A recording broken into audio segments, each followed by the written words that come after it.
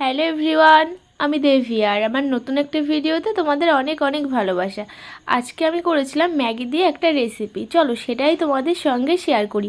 আমি না অনেক রকমভাবে ম্যাগি খাই, বাট এরকমভাবে মাঝে মাঝেই খাই, এটাও আমার কাছে খুবই পছন্দের, তাই তোমাদের সঙ্গে শেয়ার করলাম। রেসিপিটা করার জন্য এখানে আমি 2 প্যাকেট ম্যাগি, 2টো ডিম, একটা পেঁয়াজ আর একটু লঙ্কা নিয়েছিলাম। তোমরা চাইলে টমেটো বা অন্য কোনো ভেজিটেবলও অ্যাড করতে পারো। প্রথমে আমি ম্যাগিটা সেদ্ধ করে নিয়েছি আর একটা মশলা ওর ভিতরে দিয়ে ম্যাগিটার ভিতরে দিয়ে ম্যাগিটা পুরো ড্রাই করে নেব।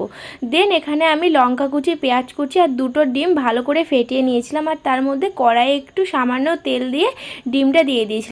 দেন ডিমের উপরে আমরা ম্যাগিটা দিয়ে দেবো আর তারপরে যে একটা মশলা রেখে দিয়েছিলাম সেটাও কিন্তু ডিমের উপরে ছড়িয়ে দেবো। এটার জন্য ম্যাগিটার টেস্টটা একটু বেশিই হবে।